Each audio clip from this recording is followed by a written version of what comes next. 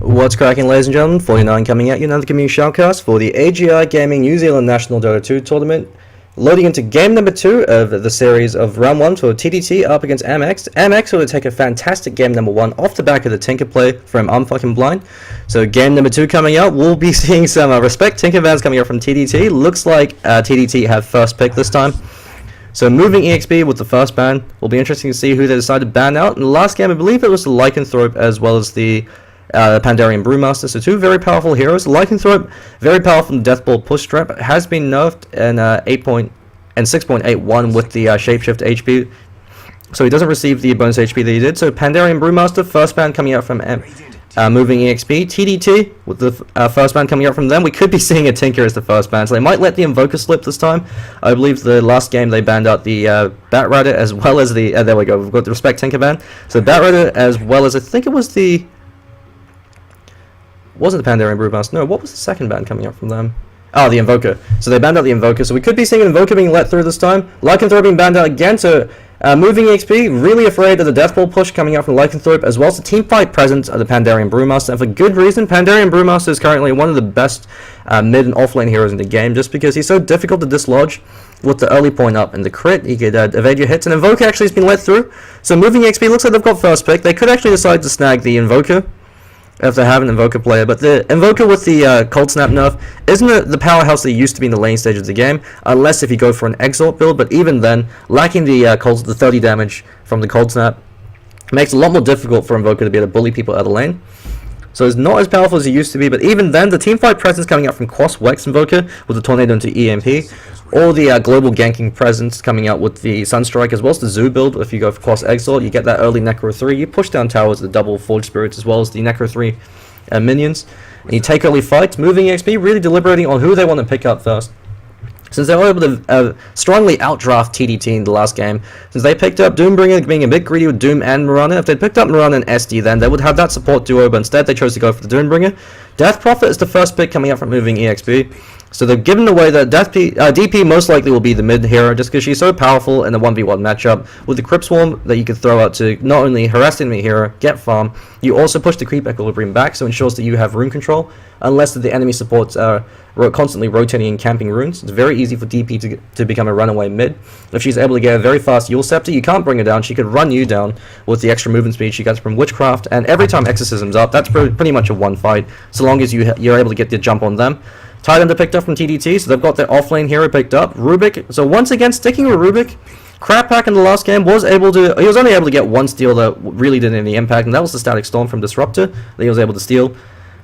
Otherwise, all in all, he wasn't necessarily hugely effective. We could be seeing a 4 or 5 position Tidehunter, but Tidehunter really tapers off in that 4 or 5 position role. He excels the 3 position as the offlaner, just because he's incredibly difficult to dislodge from lane. You get 2 points up in Kraken Shell, and it's essentially having a free poor man shield up at all times, as well as the debuff Pudge. So if you get 2 points up in the Kraken Shell at full HP, unless they follow up immediately with another stun once the Kraken Shell purges it off, you're able to just walk away. So with early boots on Tidehunter, it's very difficult for the enemy team to be able to bring you down. Deliberating for their second pickup from moving EXP. Whereas Tidehunter on the 4 or 5 position role, he doesn't get enough EXP to be effective, since you want to have max out Kraken Shell and max out Anchor Smash as soon as possible. You want that level 2 Ravage to really be able to be able to win fights, and you want to get an Arcane into Blink as soon as possible. Tidehunter is also a great mech carrier. Shadow Shaman being picked up, so moving EXP really showing a lot of their draft away. They want to go for these strong early mid-game pushes with the Shadow Shaman Mass Serpent Wards as well as the Exorcism. One of the advantages of having both those heroes in the same team is you could drop Mass Serpent Ward to the tier 1, drop Exorcism at the tier 2, since that way you could gauge how the enemy reacts. If they react immediately and they try to fight you, then you pop Exorcism and you wipe them because you've got Exorcism and Mass Serpent Wards. If they decide to not fight you and back away, or they decide to go for a split push, you keep barreling down whatever lane you're going, you drop your Exorcism then you walk them, you take their tier 2 as well, and even if they're able to trade for a few tier 1s, if you're able to get tier 1 and a tier 2 in short succession, you not only get a huge amount of map control, but you also get a massive influx of gold. It means your supports are a lot richer, and that's what Shadow Shaman really relies on. He's a very slow and very squishy support hero, so unless he's able to get Arcane Boots and Blink Dagger up very quickly, in a game where he's behind, Shadow Shaman can easily become food. But in the right hands, and if he's given that initial space to be able to get farm and get levels, he can be quite a potent support hero, just because Ether Shock does a huge amount of damage in these team fights. So couple that with the Crypt Swarm, that's a massive amount of damage coming up from them, as well as the Shackle and the Hex. Doombringer being banned out, so they're fearing the Blink Doom initiation coming out from TDT. Doombringer, very powerful offlane hero, since you saw in the last game, even though he had taken quite a few deaths in the laning stages, I think it was 2 or 3, he was still able to pick up Phase into Blink about 14-15 minutes into the game, so he could still rotate around and create space for his team, going for these engagements, and Doombringer is always a threat at all stages of the game. He's the one hero that pretty much counters every other hero in the game, just because if you doom them, they're just a glorified creep. They can't do anything, they can't even use items. Nature's Prophet being banned out, so they're wisening up to the push strat coming out from moving EXP, and Nature's Prophet would be a fantastic offlane hero. He wouldn't even have to go for the Midas build, he could go for the Bulldog build, which is the treads into Maelstrom, then you go for the Blink Dagger. A lot more survivability and a lot more early game presence than if you go for the Midas into Shadowblade build. Just because you've got that instant blink, so you blink out into trees, then TP yourself out, gives you that gap closer, which Nature's Prophet lacks outside of his teleportation. And Maelstrom on Nature's Prophet very early on hurts like hell. It gives you a huge increase in damage, huge increase in AoE presence and farming power. So with the Wrath of Nature as well as the lightning procs coming up from him, you can pretty much unintentionally kill a few support heroes when you're right-clicking someone down.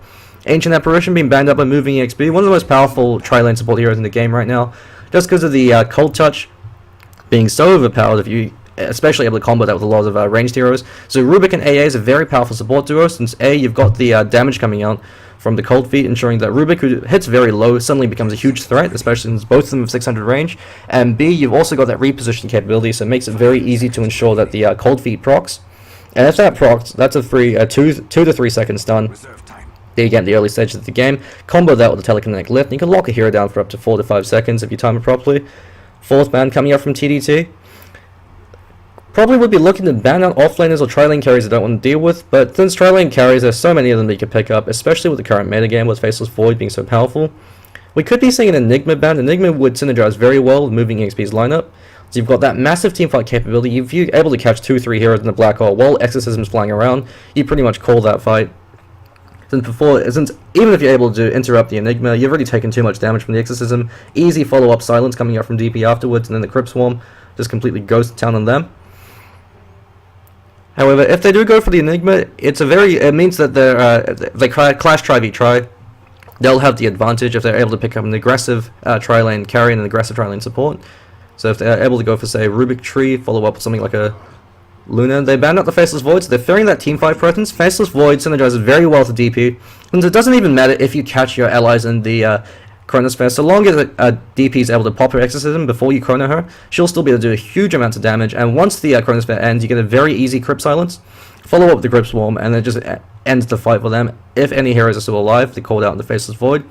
Faceless Void has been run a lot more in the off-lane position, especially in the ESL 1 Frankfurt, and that works very well against soft tri-lanes, so tri-lanes with not a lot of killing power, or against teams that aren't quite experienced enough to really be able to lock them down. They're actually going for the Tidehunter Enigma combination, so huge team fight presence coming out from TDT. They know that they're seeing a Death Ball strat coming out from moving EXP with the DP as well as the SS, so they decide to counter that Death Ball with a lot of team fight. You have the Tidehunter go in with the Ravage, Enigma follows up with the Black Hole.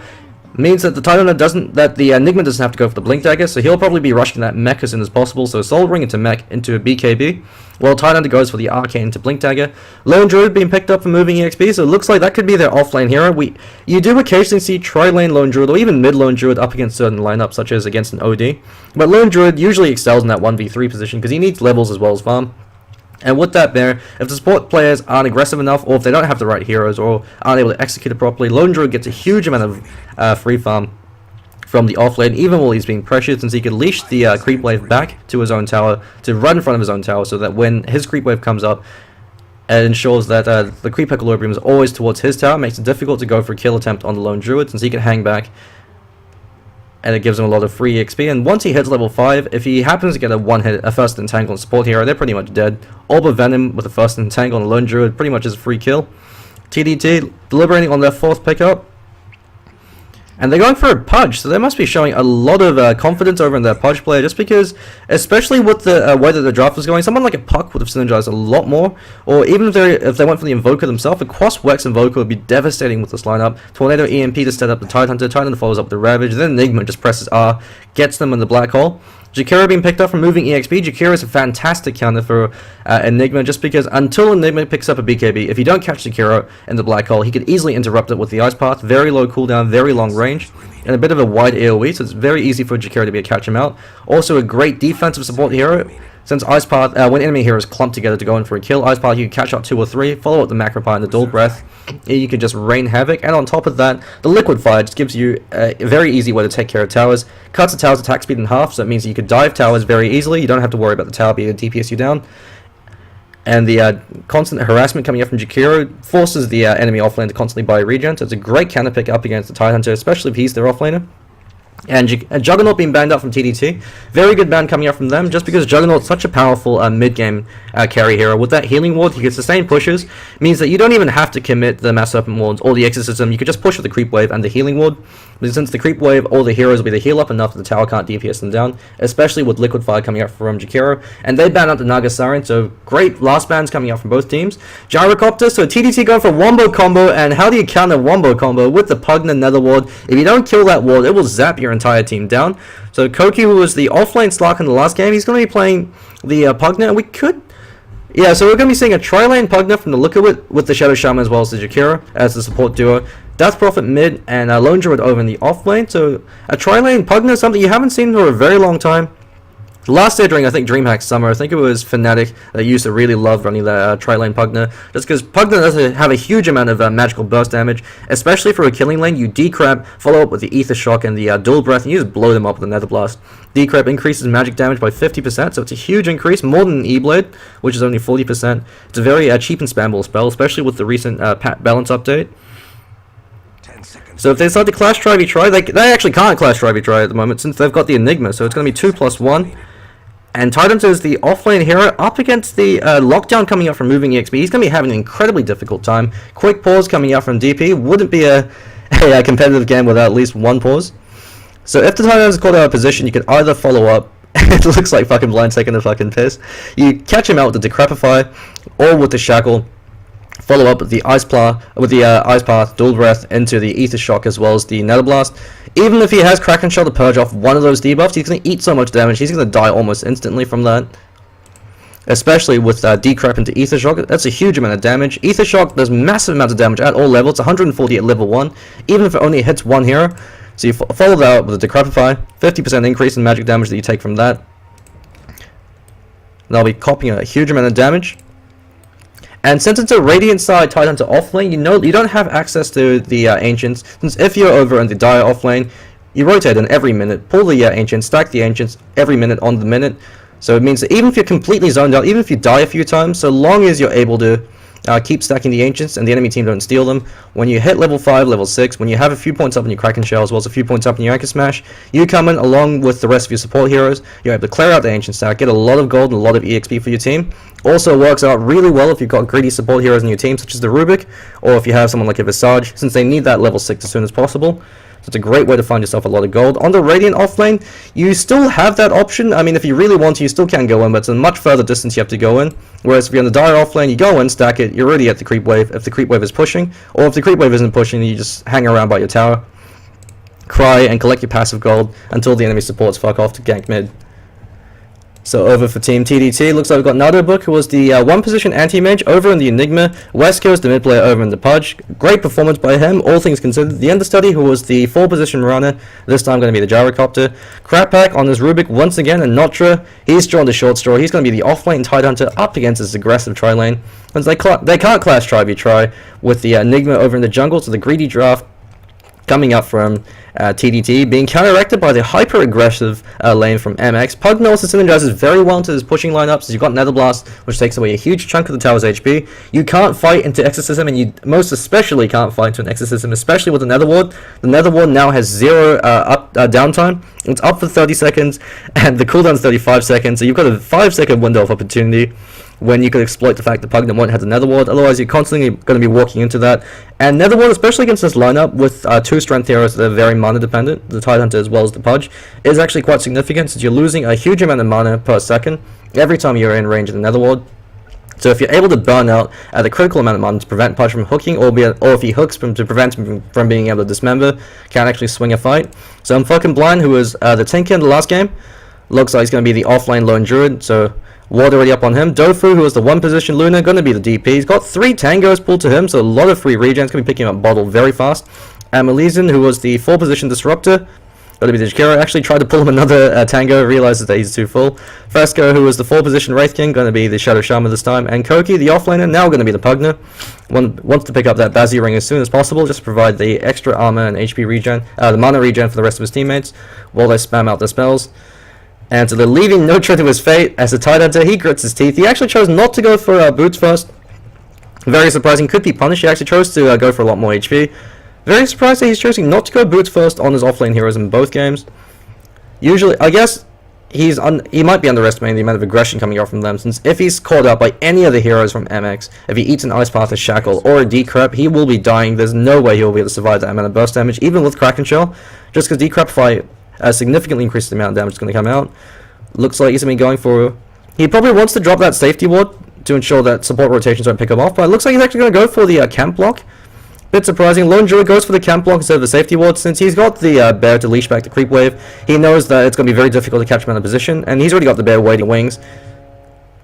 And the swoop in, clear out the creep wave, and then back off. The understudy Gyrocopter actually does fairly well against Lone Druid, just because with the rocket barrage you could do a significant amount of harassment on the bear.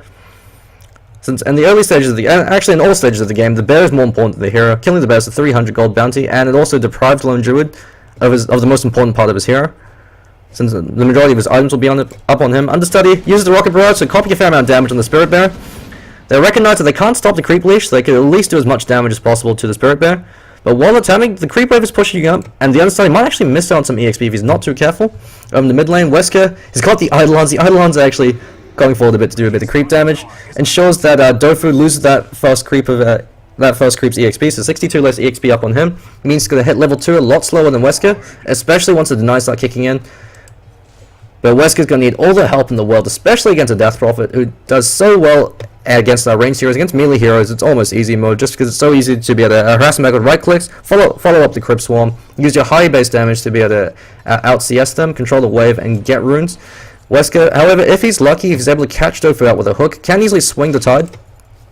So it could be surprising to see if Dofu actually chooses to go for an early point up in silence, just so that whenever you see the Pudge turning on Rot, if you silence him, he cops a fair bit of free harassment, but most likely we'll be seeing the Witchcraft build, just because it makes your Crypt Swarm a lot more efficient, and it gives you a lot more movement speed. So Dofu is off to a very good start. Over in the top lane, we see Tidehunter actually just going to be eating a Liquid Fire to the face. With the Shadow Shaman not there, they don't have enough damage to bring him down yet, but once level 2, level 3 starts to kick in, he's got to be very careful. But he's picked up a free level 2, so he's got a point up in the Kraken Shell, as well as the Anchor Smash. You usually want to get 2 points up in Kraken Shell ASAP, since you only need 1 point in the Anchor Smash to be able to help you CS. And 2 points up in the Kraken Shell is a lot more important that early on. Dofu actually gets a free kill over on Wesker. Catches him out with the Crypt Swarm. Great plays coming up from him. That's the power of the Death Prophet in a 1v1 matchup. Not only do you have the high base damage, you've got the Crypt Swarm, which got a great range and a very short CD. So even if you're running away from them, unless the DP have to cock up and miss the Crypt Swarm, you're going to be eating that extra amount of damage. So DP off to a fantastic start. And Malizin actually went Dual Breath, so he's going for a more aggressive build. Usually see Ice Path at 2 or at 1. He's going to be maxing out that Liquid Fire just because it gives you a huge amount of free harassment. Fucking Blind actually almost takes a fall with that homing missile. He's going to be very careful at the moment.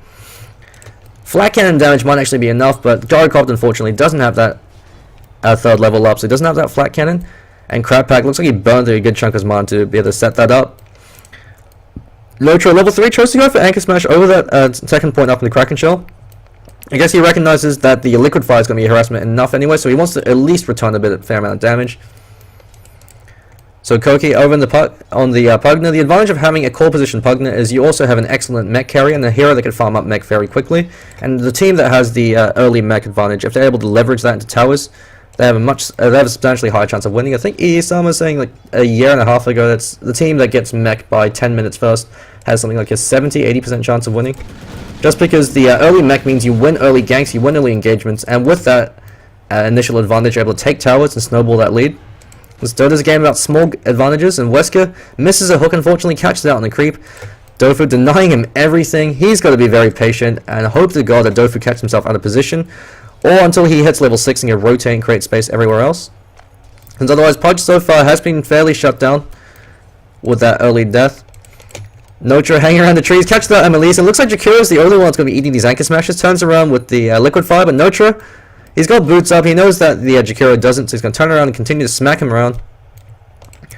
Jakiro actually completely out of regen now. Fresco could go for Shackle right now. That could be a kill. Notra's playing very ballsy. He's still returning. Turned into a chicken. Where's the Shackle coming out from him? Nether Blast catches. No Decrepify to follow up with that. Decrepify actually hasn't been used. But Notra's going to be taking a fall. Tries to deny himself to the neutrals, but those neutrals are pretty tanky. He's going to eat that Nether Blast, and that's a free kill over on the Pugna. But he does waste a lot of time. And Jakiro cops a fair amount of damage from that as well. Fresco choosing to go for 1-1-1. No Shackle and no Decrep being committed. I guess they didn't want to waste the extra mana. But all in all, good plays coming up from them. Double damage rune over in the top lane. Illusion rune being used. And Dofu has Exorcism, while Pudge doesn't even have Dismember yet. Level 5. And with Dofu with boots, it's a difficult target to be able to catch out with the hook, just because you've got the extra movement speed from the Witchcraft as well. Death Prophet's a very mobile hero, so it's probably going to be rotating over. Push out the creep wave with one more Crypt Swarm. And Wesker actually goes for the rune. He knows that the rune's there, since his own ward in the bottom lane catches out. Notra gets a lot of free XP, so while he did die, the creep equilibrium has been messed up, so he's able to make the most of that as he can. But while it's happening, the tower's copying a lot of damage. With the Pugna as well as Jakiro on the other team, we could be seeing an Arcane Boots coming up on the Pugna instead of the usual Treads or Phase, just to be able to help sustain the push. And Pugna, I'm just flying under him. Yeah, he's going to be the mech carrier. Trying to go for the deny, actually commits himself a bit too far forward. Where was the Shackle? Fresco decides not to go for it, and Notra lives to fight another day. Going for a point up in Gush. So only 1 point in Kraken Shell needed for him. Bit surprising considering you usually only need 2 points up in Anchor Smash in the laning stages of the game. So you want to go for Gush either level 4 or level 5. You want 2 points up in the Kraken Shell just so that you don't get bullied in the lane. Phase Boots, early Phase Boots up on the Understudy, so he's going to do a lot of that damage with that. Especially since he can either position himself with the Rocket Barrage or deal extra damage with the Flat Cannon. Fucking Blind copying a fair amount of damage, but he's got his true form up now. So even though he doesn't have boots, he's very tanky. And if he's able to get a low tangle proc on any of the sports, he can at least make it a trade if he happens to go down. Notra constantly eating the liquid fires to the face. Selfless mother for his team. He's drawn the short straw for both games now. And the first game is up as Doom up against the Disruptor with a glimpse to bring him back, so nullifying the advantage that Scorched Earth gives him. And they're continuing to push. They've got the Pugna Nether Blast as well as the Liquid Fire, which doesn't even cost mana, so they can always do chip damage. Koki actually copying a lot of damage, eats the Gush, and he actually takes a fall. He could have decrept himself to keep himself alive. Misplay coming out from Koki. And Notra suddenly hits level 6. He's a lot more scary now. Almost has his Arcane Boots. The two support heroes can't be left alone against him now, just because he's got boots and he's got a higher level advantage up on him. If he gets Arcane Boots, he actually can go for a free kill over in the Shadow Shaman if he commits the Ravage for it. But Dofu in the mid lane continue to chip away. Pudge, he's got level 6.5. He might want to. He's almost got level 7. He's going to wait till he gets that level 4 hook, just because the hook range does get increased by a significant amount from level 1 to level 4. And so he doesn't want to really commit himself into ganks unless he can ensure he gets a kill. Eats a Crypt Swarm to the face. He's not enjoying this mid lane. I've got Amalisen hanging the wings. He's got a point up in the Ice Path now, so he could go for a long range initiation. Or if Dofu happens to get hooked, he come in with that Bodyguard Ice Path. And Koki decided that the top tier 2 was too tough. They didn't want to fuck with that, so they're gonna push down mid instead. Try to pick up that mech. If they ever get the tower, and if Pugna's able to get the last hit, it's going to be an 8-minute mech coming out for them. And Enigma actually hasn't been farming as well as I'd like. Enigma, left uncontested, is actually the most efficient jungler in the game. The only hero that comes close to Enigma is Chen, if he happens to be incredibly efficient with his jungling patterns, as Ali 2000 likes to show off with. Enigma, just because the Eidolons gives you a free creep, so it gives you a huge burst of EXP, as well as the damage coming up from them. If you have a good jungling pattern with Enigma, by 7-8 minutes in, you should have a Soul Ring as well as a mech up by then. And with a Smoke of Deceit, you can look to rotate, start causing some ruckus. So Enigma, no mech up on him, no mech in sight for TDT. And up against a Death Bolt team, not looking all too good. Although Koki did at least feed a free kill over to the Tidehunter. So they're actually all grouping up over in the bottom lane. Looks like Shadow Shaman, he didn't quite get the memo. He's still hanging around top. He wants to get messed up, and once Hook actually misses, just barely. But they've got Black Hole as well as Ravage. And they're clumping up. 3 heroes come very close together. Dover waiting in the wings. Going for the Yule Scepter rush. Ice Power flies out defensively. Koki's going to eat the homing missile to the face. Hook catches out Dofu. Wesker gets his revenge. 3-man, 4-man black hole. Coming from Noah, where's the Rubick on top of that? And that's a 4-for-0 coming out. Wesker, actually, Doto still is able to keep himself alive. Actually, never mind, one more hook. Wesker gets his revenge, 4-for-0. Great plays coming out from TDT. Their wombo combo lineup starting to pay for itself. They had to commit the black hole as well as the ravage. But a perfect 3-man black hole, followed up with the ravage, completely wins them that engagement. And that's a tier 1 tower they get for free. Fresco in the top lane, still didn't get the memo, continuing to farm. Typical SS contribution to a fight. Continues to farm. He knows that without Mass Serpent Wards, he isn't going to accomplish all too much. He might be able to get off an Ether Shock, but if he gets hit by the Ravage, he's going to die. And Malizan, doing what he can to try to defend, to at least prevent it from being a tier 2 push. Actually gets hooked out. Should have seen that one coming. Call out the Malefice as well as the Gush. Mech just up in time. Keeps him alive for now, but with the as well as one more Anchor Smash, takes a fall. Exorcism being committed. Notra's going to be taken for one more right click. Call down, catches out on Koki. Does a fair amount of damage on him. Dofu going balls deep. Throws out the Crypt Swarm. Has committed Exorcism. And so they're going to have to at least commit to a push for this into a wasted Exorcism this early on in the game. Is a significant setback, especially for a team that relies on snowballing and relies on getting the early push. Lone Druid, 1.6k off his Sacred Relic, so he's going to be going for that Radiance Rush. Maelstrom is the alternative build order for the Lone Druid. Not as efficient just because you're lacking the AoE damage that Radiance provides. You don't have that split pushing capability where you just park your bear in the lane and you let the Radiance burn them down. And B, if Maelstrom and Entangle proc at the same time, Maelstrom overrides it, so it actually prevents the Entangle from happening. It's very rare for it to happen, but if it does happen, it can be quite critical. Dofu eating a lot of damage to the Malefice as well as the Rot. Takes a fall. If he had a Yule Scepter up in there, he would have lived, but not too far. Wesker, while he did feed First Blood, was shut down early on, has been making up for it. His hooks have been fairly on point, and that could be a tier 1 mid lane going down, especially with the Eidolons that have backed them up, even though they don't have a mech. Looks like the Enigma's building one. Yeah, the Eidolons there, as well as with 4 heroes committing, that's a tier 1 tower, gone for free. Great plays coming up from TDT. Recognizing that every mistake that MX makes costs them by a significant amount. Gyrocopter as a vast superior carry to the Lone Druid in the late stages of the game, just because Flat Cannon will decimate Shadow Shaman as well as Pugna, unless the Pugna happens to self-decrep himself. Koki has been a bit sloppy with those decreps. He could have saved himself twice now by decrepping himself. Hasn't been doing so. Dofu copying a fair amount of damage, going to be turning around for the Eidolons. Decides to farm them up. Eidolons do give a fair amount of golden EXP. You never want to feed them unless absolutely necessary. Just because even the smallest advantages can start to build up. And so it looks like DP's almost got his Yule Scepter up on him. Once Death Prophet has a Yule Scepter, much more difficult to kill, since if she's quick with her fingers, and unless the Pudge is able to dismember her in time, if you get hooked, you instantly Yule Scepter, you cycling yourself up. Then Jakiro can follow up with the Ice Path, the bodyguard you, you pop your Exorcism, you can start and turn the fight. So right now, I'm fucking blind. He's going to be carrying his entire team on his back right now. He needs to get that Radiance as soon as possible. But he's been doing squats from the look of it, or at least his bear's helping him out. 800 gold away from that relic. Once he gets that Radiance, TDT, they're going to be very afraid. The Radiance disables the Blink Dagger initiation from the Tidehunter, can use it to scout out the Pudge. Gyrocopter looks like he's actually going for S and Y. Very surprising build order coming out from the Gyrocopter. Usually you see something like Phase Helmet Dominator, Phase Drum into BKB, or Phase Helmet Dominator if you're being a bit greedier and you've got Ancient stacking to do. But Phase S and Y, don't think I've actually ever seen that happen before outside of pub games or Southeast Asia games where things get a bit crazy. I'm fucking blind. He's got to be very careful. There's actually 4 heroes committing, the entire team from TDT committing over to this. Support's got to be ready, waiting in the wings with the TP rotation. Should that happen, both supports have TPs up. Koki's got TP as well as Mech. So if they're unable to kill, I'm fucking blind in time. If the Mech can go off, Homing Missile coming in as well as Telekinetic Lift. Call down being used for this. Hook actually misses the first corner as well. Gets the understudy with a second hit. Entangle. Annihilation comes with the Ice Path. Unfortunately misses.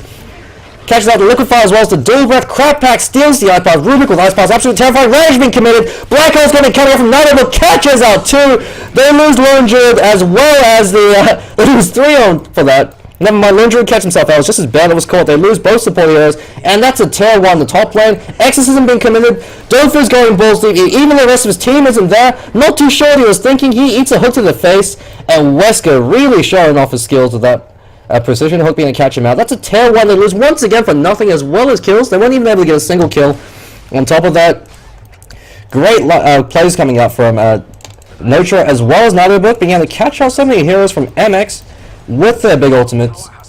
Very surprised that the support hero has been clumping up like that, especially when they know they're up against Tidehunter as well as the Enigma. You want to space yourself out to at least make sure that one hero can try cover the other. Tidehunter, 2/3 of the way over to his blink. And with that, Lone Druid didn't die, however, so that's the one saving grace. He's got a Sacred Relic up with one more creep camp, so he's at least got that going for him. So that could be something like a 17, 18 minute Radiance coming out from him. But without the tower advantage that MX were hoping for, the game it's become a lot more difficult just because Death Prophet, while she's an incredibly powerful hero for the first 30 to 35 minutes of the game, if your team hasn't broken Rex in that time frame, you taper off very, very quickly. And it looks like they're going to use Mass Serpent Ward to commit for a Roshan. With the Liquid Fire as well as the Ice Paths coming out from Jakiro and the Mech, they should be able to secure this. Would have gone a lot faster if they had the Medallion of Courage. But with the Mass Serpent Ward, they should be able to ensure that they're able to get this. Fresco copy a fair amount of damage.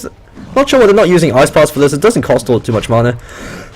But with the Mech as well as the Arcane Boots, they've got enough sustain to be able to bring down Roshan. Looks like Dofu's going to be the one picking that up. Although then again, it could either be Koku or Dofu. The drawback with DP as a Aegis carrier is if that Exorcism popped and you die, the Exorcism instantly stops. It doesn't persist through Aegis. And so that makes her a pretty mediocre Aegis carrier. But since she's being called out by the hook, that could be the critical factor that they need to try to win these fights. Since if she happens to eat a hook and get killed, she can still reincarnate back. Pop Exorcism. Crips on herself actually almost eats a hook to the face. The understudy cops out the homing missile. Dover can dodge this with the Yule Scepter. Actually throws out a Crypt Swarm. Fortunately, missiles don't take damage from swarms. I'm fucking blind. Actually almost has his Radiance. He's going to be getting it in the next 2 minutes at the rate that he's been farming. They really need to get a kill up on that Lone Druid, but I'm fucking blind being absolutely on point with his positioning, doing the best that he can to make sure that even if his bear gets called out, he hasn't been getting called out. And while he almost died early on down the bottom lane, he hasn't died since. One of the things you have to keep in mind is MX, they're splitting up. They're getting a lot more solo golden EXP compared to TDT. They've been grouping up as 5 this entire time. And while that works for them now, since they haven't gotten to kill the Lone Druid, once he picks up his Radiance, he's going to really be able to start punishing them. Since DP's picked up her first big gun, she's got an Aegis as well as a Yule Scepter. Casual, it could be a cheeky point booster or it could be a Bloodstone. I would prefer it's just a cheeky point booster just because Bloodstone, you want to get it as soon as possible. And when you've been shut down the way she has been shut down by eating those hooks, a late Bloodstone doesn't really give your team all that much presence. Still could be a Bloodstone, still is a very powerful item over in the DP, but with a Yule Scepter, you've got enough mana regeneration to be able to keep throwing out your Crypt Swarm. And so just the Bloodstone is just gravy at that point. Cooldown being used defensively just catches out the range creep, and they're going to trade a Tier 2 for nothing. Unless they're willing to commit the Exorcism. Actually, Exorcism was stolen by Crapback. Good plays coming up from him. Just recognize that now. Has worn off, however, but he was able to use that to secure a Tier 2 tower. So was questioning the Rubick pickup, but they're making it work, and that's a Radiance up. So 16.5 minutes into the game. Lone Druid's picked up the Radiance. Going to use that to start split pushing. So that's the only way MX can really start to turn the game around. So they have to split push, try to find as much gold and as much farm as possible. Since in terms of net worth, we see DP's leading the way, followed by the Lone Druid with the Gyrocopter. They've only got, there's a 4 protect 1 strike coming up from TDT. They've only got 1 carry. So that's why they're fighting as 5. They rely on that Death Ball with the Wombo Combo teamfight presence, because they know that the later the game gets, the more difficult the game becomes for them. Since Pudge in late stages of the game isn't really all too effective. He's got the hook, but outside of the hook and the Dismember, he doesn't offer you as much teamfight presence as the Jakiro. He can throw an Ice Path, stun multiple heroes, use the Macropire to be able to, for area denial, to be able to zone people out, and to be able to use Liquid Fire to be able to go for pushes. Crepspawn catches out the understudy, trades the homing missile in return. Dofu actually eats it to the face, but Pudge is in position to go in with the hook. Koki drops another ward to use that. Actually, Hook catches out Dofu. He's going to use himself in time, and he does so. Great plays coming out from him. Defensive icon catches out one. Dofu takes the fall to Ravage being committed. Fresco as well as Koki fleeing for their lives. They turn around on Notra. Cooldown catches out 3. Fantastic cooldown. That support's being dropped. Another book being shackled out. Fresco sacrificing love. Nevermind, still alive. Another book prevents him from able to use that black hole. Koki using the love drain to keep himself alive. Dofu has the Aegis to the Nevermind's been popped. They're actually able to turn this fight despite everyone being so low. They just barely miss another kill. And they committed a Ravage for that. At least they didn't commit a black hole. And Dofu, he lost the Aegis, but he just barely kept himself alive. And that goes to show you the power of the Yule Scepter. He was caught out of position with that hook, instantly heals himself before West was able to dismember him. Using the Yules to catch him out of position right now. Ice Path to set him up. Great chill. And right clicks coming out with the Nether Blast from Pugna. Great turnaround plays coming out from MX. as they're able to claw themselves back into the game with that team wipe. They lost nothing for that apart from the Aegis, and that's a tier 2 tower they're going to lose with the Pugna, as well as the Jakiro still being alive. Liquid Fire followed up with the Nether Blast. Nether Blast is going to be off cooldown very shortly. He did go for the Arcane Boots. Looks like he's going for an Aghanim Scepter, and as you saw in that last engagement, he's able to use it to drive off the Gyrocopter. Notro caught out position with the silence as well as the stun. Eats a door, but Black Hole catches out 3. Great Black Hole. The silence is on cooldown, unfortunately. Fresco instantly dies to the cooldown. Amelise and Koki also die as well with the Midnight Pulse. Netherbook might be down to the Radiance Burn, but he's going to make them pay for it. 3 kills going in favor of TDT. He dies to the Radiance Burn.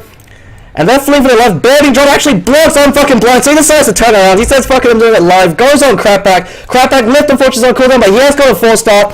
Wesker goes in, dismembers the bear. 300 gold for him. Resummons the bear. Notro goes forward, dies. Not too sure he was thinking that, underestimating the amount of damage coming out from the Radiance as well as the bear. Maybe he thought it was on cooldown. And Doto keeps himself alive. Wesker copying a fair amount of damage. And unfucking bloody, he still only died once. He is actually carrying us down one-handed tangle. And even though we've got the 4-star coming up from Crapback, Crapback actually could be dying himself. Never mind, lifts the bear out of the base, says, get the hell out of there. Throws him back out. Courier going very far forward. Eats the rocket. And that's an SNY up on the Gyrocopter. Very surprised with that build-up. Phase boots up on the bear. And Dofu doing a bit of cheeky right-clicks over in the tower. He's still got the Exorcism if he decides to commit it. Very unfortunate that he used that Grave Silence over in the Silencer instead of Nardobook. Great recognition coming up from him. Going in with the 3-man Black Hole that was completely uninterrupted, since usually you have to catch the Death Prophet unless you have a BKB. Mass Sudden one's been committed. Cooldown catches out 2, catches out 3 actually, just niggles Koki. Fresco cops the majority of that damage, forced to blow that mech to keep himself alive. Bear copying a lot of damage. If that bear dies, that's a huge investment from Team MX, especially since it's the second bear. So MX knows they can't continue this push, especially with Exorcism being stolen once again. Crapback has been completely on point with these Exorcism steals. Uses them now to kill the Netherworld. Unfortunately, he breaks smoke for that. But TDT, they're doing their best to keep themselves in the game. They've been actually taking a lot of great fights. With No Tree being the retard magnet, runs up forward, eats the majority of the stuns. Once they eat them, Nardobook comes in from the side, catches them out with the Black Hole. It's the reason why Tidehunter is such a powerful hero, in conjunction with the Enigma. Is with the Kraken Shell, if you've got a maxed out Kraken Shell, you're guaranteed to get the Ravage off, unless if they're perfect with their CC rotations. If they happen to see the Kraken Shell and then they debuff, and then they happen to silence you again, but it's incredibly unlikely. Assuming that the Tidehunter just spam clicking the R, he'll ensure that you get the Ravage off. So without BKBs over on MX, they're always going to be eating that Ravage. And it looks like Death Prophet's still going for that Bloodstone. Really would like to actually see even something like a BKB up on him to ensure he doesn't get caught out by the Ravage. Since if he's caught out by the Ravage, he's also going to be eating that Black Hole, and that could be death for the DP. And he's the vast majority of the team fight at this moment. Lone Druid has been farming up a Storm. Could be seeing something like a Vladimir's offering into an AC to give his teammates that extra plus 10 armor to the stand tool in these engagements and trade blows. Koki almost has his Aghanim Scepter. While Aghanim Scepter usually isn't the greatest upgrade for Pugna, you usually want to pick up something like a Sheepstick or a BKB earlier. Aghanim Scepter in this case makes a lot of sense because the only physical DPS that they have is the Gyrocopter. So what you do is you decrypt yourself, you decrypt yourself, or you decrypt them, and you turn around Life Drain, and you're able to out DPS. You're able to out heal their DPS. So if it happens to be a one-on-one engagement, you can stand your ground, buy yourself a lot of time for your teammates to come in, or you force them to back off since they're otherwise eating a lot of damage. And Life Drain actually is a surprisingly potent spell in terms of damage, as well as for Mana Drain. Since if you're at full HP, you start draining mana instead, and you can keep sustaining yourself in these engagements. And fucking blind continuing farm, looks like he's just going for that AC. Hyperstone picked up on him. Could be seeing something like a Molnir on the bear, but AC is a lot more reliable just because it gives you that armor, which makes your bear a lot more survivable, since you can't increase the bear's HP in any way just because it doesn't have any stats. But you can increase its armor to increase its EHP. Being lifted up, bears actually copy a fair amount of damage. If that bear dies, it's a huge loss for MX, since the bear is the most valuable member of the team at the moment just because it's causing so much ruckus in these engagements. But he's able to keep himself alive. They can't go for another engagement until they have the bear resummon up. Actually, it looks like Lone Druid resummoned to save his bear from dying. So there's a 2-minute window of opportunity that TDT just inadvertently bought himself. They're smoked up now. The understudy copy a fair amount of Radiance Burn damage. Still questioning this S and Y pickup on the Gyrocopter, since with Gyrocopter you don't necessarily need attack speeds like a Weaver. All you want to build in the early stages of the game is damage. Actually chose to max out Homing Missile. This is a very unconventional Gyrocopter build that we're seeing here from TDT. But I gotta say, he's been making it work. The cooldowns have been decimating the support heroes from MX, especially in conjunction with the Flat Cannon and with the Tidehunter Ravage. But SNY, the reason why I question it is you don't really need attack speed on Gyrocopter in the early stages of the game, because Flat Cannon is the majority of your damage. What you want to do is stack as much damage as possible, get your 5-6 Flat Cannon shots off, and have those Flat Cannon shots decimate the enemy team and decide the fight, especially in conjunction with the cooldown. You don't need any more attack speed past that point. It's the reason why Mantisar is a pretty subpar item on the Gyrocopter. You want to go for BKB as soon as possible, then maybe pick up something like an MKB. They're dismembering the bear. Bear's copying a lot of damage. Gotta be careful if that bear dies. That's a huge window of opportunity that TDT by himself, and they're able to kill it. Notra spits on it with the gush to be to ensure the kill, and it looks like Rubick actually got the goal for that. So while with net worth, MX is leading the scoreboards in terms of teamfight presence right now. TDT have a huge advantage. Roshan has just respawned. Fresco pings it out. He's got the Blink Dagger up on him. There's a Blink Hex coming out. Gives yourself some fast foods, and you can jump and turn someone to a chicken. Emily's caught out with the Malefice, and he's going to be taking a fall. Notra catching them out with the Gush, as well as the Anchor Smash.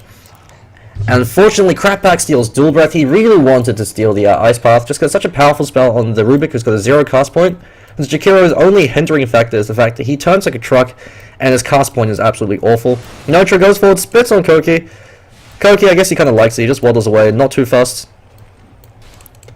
Now they're scanning it out. They must know that Roshan is up, and if actually the Radiant team are able to take Roshan, if Gyrocopter is able to pick up an Aegis, they could look to break the tier 2, win the next fight. They could even go for high ground. Lone Druid, he's got the berry summon, he's split pushing, so doing the best that he can. He knows this team can't fight at the moment. They're going to be forfeiting that Aegis. You cannot fight into the Roshan pit against the Tidehunter or against an Enigma, just because you're either going to be eating a Ravage in a small confine to the Roshan pit, or a Black Hole, which will completely wipe you. It's the same reason why you don't want to fight a Go Roshan against a team with an Elder Titan. The Earth Splitter will completely wreck your team unless you're able to pick him off. But it looks like we're trying to contest this. The Bear Scouts are not doing a lot of damage. Whisk is actually at half HP. Being burned out. Now they're being stunned by Roshan. Roshan seems to be quite OP this game. Fresco jumps in, turns him into a chicken. Hook keeps himself alive. Fresco and Dofu eat the call down to the face. Understudy runs forward. Does a cheeky bit of damage with a flat cannon, but he's caught up with the silence. And both teams, they're kind of backing away. Never mind, looks like MX, they want to commit for this. They've got Mass Serpent Wards, but they have to be very careful. They commit Mass Serpent Wards. It looks like they're going to go to do Roshan. If TDT decide to contest this right now with the Black Hole, Netherbook runs and he actually cops a lot of damage with the Netherward. They have to kill that Netherward, otherwise they can't cast any abilities. Icebar catches out too. Netherbook can't cast Black Hole right now. He's too low. Runs in, Mech is on cooldown, Ravage catches out too, but Tidehunter dies instantly. Hope flies up, misses, 2-man Black Hole, but with the Exorcism, you're not really doing all too much. West get caught out the Decrypt as well as the Life Drain. And MX, they trade 3 for 1 as well as a Roshan. Great fight for them. Very surprised they were able to win that, considering the Netherworld was exposed. Netherbook, huge misplay coming up from him. He went for the Malefice, and Malefice, while a very powerful stun, chews through a lot of mana, and when you're eating the return damage from Netherworld, blew his HP to about half, especially with the harassment damage he had taken earlier. Meant that even though he got a great Black Hole and 2 heroes they need to grab, the Death Prophet with the Exorcism up, if you catch her in the Black Hole, you're most likely going to die. The Exorcism Spirits will do damage to you, and the way Death Prophet's Exorcism works is the closer she is to whatever hero you want to focus fire down, the more damage you do, just because every time the Spirits fly hit someone, they have to return to you before they can launch another attack.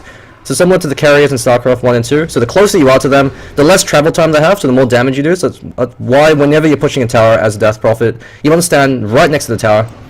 Yosef is up, no tree, he's going to be the retard magnet once again. Eats the silence, was the first to entangle, catches the bear. Life Drain doing so much damage, but the bear could be taking the fall, and that's no bear. They have to back off now. Never mind, when they resummon the bear. If they're able to kill the bear again, I'm fucking blind. It's going to be completely useless for these engagements. Someone really should be calling the SPCA on this guy. He's been feeding bears left and right. Cruelty to animals is not spot on, mate. You can't keep feeding a bear like this. At least resummon it or deny your bear. Give that bear a good home. Dofu eats the homing missile to the face. Bit surprised with the max hunting missile build since max flat cannon in that last engagement especially, or whenever you're getting these huge black holes off, he actually catches them out with a hook once again. Westgate going fishing, and if he loses that bear, TDT actually have a huge window of opportunity. He loses the bear. Fucking Blood is completely useless now. He's a glorified melee creep. Not even ashamed that he kept losing his best friend. Minute 20-second cooldown on the bear. Netherworld being fed once again. Very questionable Netherworld placements coming up from the Pugna. He's placing them in plain sight, not bothering to decrypt them. So Crappack doing a lot of work as that Rubick's been stealing some very important spells. He's stolen Exorcism twice now, which is absolutely fantastic. for TDT, since Rubick, he just has to hang around. He doesn't even have to do anything. As long as he's present in the fights, the Exorcism Spirits will just be able to tear through the enemy hero. The big drawback to stealing Exorcism is you don't steal Witchcraft with it, so you don't get as many spirits. But even then, you're still doing a lot of work, and Lone Druid, without his bear to farm, he's going to walk in and start right-clicking creeps down. He uses Battle Cry to help him CS. So he's not enjoying his time without the bear. They really can't continue to keep feeding that bear away. Dofu, Bloodstone, 11 charges, so he does have all the mana regeneration in the world. And in the off chance he happens to die, he'll be right back into the fight. So the AC up on him. Looks like he's going for a BKB, so he's being very wise. Unless he's going for a Desolator. I'm assuming he's going to a BKB. But at the same time, Desolator wouldn't be completely awful in this case, just because you've got the negative armor coming up from the AC. They get a free Tattoo Tower over in the mid lane with no trades. No one decided to go and deny that. And DP actually hits fairly hard, so it could possibly be able... Koki eats the hook to the face. Wesker's been fantastic in this game. They're able to catch him out. Never mind, he just barely waddles himself to safety.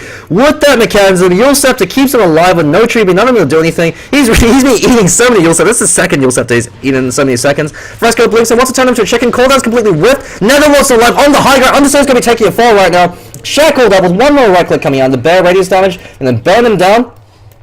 Crap Pack fleeing for his life. Dofu saying steal this. He steals another blast, but unfortunately gets run down by the bear. Narubook fleeing for his life. He's got the Radiance Burn preventing him from being able to blink out. So unless he's able to TP without them being interrupted, but no, he's caught out with the Entangle. With the Exorcism Spirits, it just rips him in half. Great defense coming up from MX. TDT got a bit cocky. Looks like the Understudy copped a lot of unnecessary damage in that engagement. He used his cooldown, missed everybody, and ate the Netherworld damage in return for that. When you're trying to break high ground against a Pugna, if the Netherworld is up, you have to push into the lane, unless you're able to somehow snipe the Netherworld. Just otherwise, it will do so much damage in these engagements, especially with heroes that have such high mana costs. And with the Mass Serpent Wards up, they actually should be able to take Rex for this, unless if No Tree is able to get the best Ravage of his life. But MX, they've learned now. They say, fool me once, shame on you. Fool me twice, okay, I'll hand that to you. But fool me 3 times, and that's the throw. So they decide to play it very safe, hang back. They split up this time. Wesker goes fishing, he misses. Decides to farm up the wards instead, take out his rage on them. But they lose a set of Rex for nothing. And I was talking earlier about how Death Prophet, you have to get Rex within the first 35 minutes, otherwise she tapers off very quickly. And Dofu, they've just gone and done that, so now she's in a very good state. BKB up on her, so that makes it incredibly powerful in these engagements. She just pops BKB, pops Exorcism, runs up to you, and it's more terrifying than the Luna, since you can't kill her, you can't hope to duel her, you can't reason with her. She will beat you down, the spirits will tear you apart. No Tree's items haven't really progressed ever since then. If he decides to go for a refresher on Tidehunter, while you do have that double Ravage, you don't have anything else, you don't have the Anchor Smash or the Gush. And so it'll be interesting to see what he chooses to go for. Shiva usually is the optimal item build for the Tidehunter after you go for the Blink Dagger. You can go Refresher if you want to go for that huge teamfight presence with a double Ravage. But it just means that you won't be able to use any of your other spells. And Tidehunter's other spells are quite powerful. Anchor Smash, if you're able to land it on the carry, can actually swing engagements in your favor. Just because if he doesn't have a BKB or way to purge off the Anchor Smash debuff, he's only swinging for 40% of his damage. And the Anchor Smash does do a fair amount of damage as well. Having Shiva's Guard on the Tidehunter makes him pretty much invincible. You walk, you blink in, drop your Ravage, drop your Shiva, and then if you decide to go for a Refresher, you've also got a double Shiva on top of that. So there's a massive amount of damage coming up from him. But his items haven't progressed too far. Enigma has picked up the Blink Dagger, was able to show it off in the Roshan engagement, but unfortunately wasn't able to get a good Black Hole. He hasn't landed a good Black Hole in a while. Looks like he'll probably be going for that BKB, just so it means that he doesn't have to catch up the Death Prophet in every engagement then, since she can't interrupt his BKB with the silence. Very surprised that he chose to go for a Blink Dagger, considering he's got a Tidehunter. Usually a team with an Enigma as well as a Tidehunter, the Enigma just goes straight into the BKB because he knows that the Tidehunter can land a Ravage and the Enigma can walk in afterwards and then follow up with the Black Hole. But the advantage of having double Blink is if the Enigma happens to see a hero's clumped up and the Tidehunter isn't there, he could go in for it. Dofu, animation cancelling his Exorcism. He doesn't really know if he wants to commit. He's waiting for the creeps. Yeah, they want to commit for this. They've got 1 Rax advantage. So they've got Vision at the high ground. That tower's very low. They've got Mass Serpent Wards dropping on top of that. And while the bear's copying a lot of damage, the Serpent Wards are doing work. Dofu's sitting around. He just has to stand there and let the spirits do all the work. Bear gets hooked out. Gonna be dismembered. So Wesker goes fishing. Guts himself a bear. Another book instantly dies, waiting for the big Enigma black hole. Notro hasn't used his Ravage yet. With the BKB coming in, he's actually going to die, but he might even die before he gets his Ravage off. Yeah, that's a waste of... He's not even able to get the Ravage. And that looks like game number 2 going in favor of TDT. Going in favor of MX, sorry. TDT, they gave it their best. They were able to swing some early engagement, land some great black hole Ravage combinations. But unfortunately, they weren't able to capitalize on these engagements too much. They threw that last engagement and fed away the 3 set of racks. That questionable SNY pickup really hasn't been doing the ultimate favors as well. We've got a 2-man Ravage into a black hole. Great plays coming out from them, but you're killing your support heroes. Koki's fleeing for his life. Doto, he just waddles away. Turns around, throws out a Crypt Swarm. He knows that with the Yule Scepter, he's going to keep himself alive. Koki actually returns a fair amount of damage before he dies. Lone Druid Bear still is alive. He's just pushing down the racks, and they call GG, even though fucking Blind dies. He takes that tier 4, so 2 racks advantage, and GG's been called. So it looks like that's it for round number 1, MX 2-0 TDT. And a fantastic series. TDT, they did very well in the early stage of the game, but they just were caught out by that split push. Westgate did play a great Pudge, but the very short engagement really swung the favor of the game into. And it looks like GG's been called, so that looks like it's it for now. Just going to be tuning into the other casters. I believe that will be it for tonight. Tomorrow, round 2 starts from about 10 AM, so stay tuned for more Doto. 49 signing out.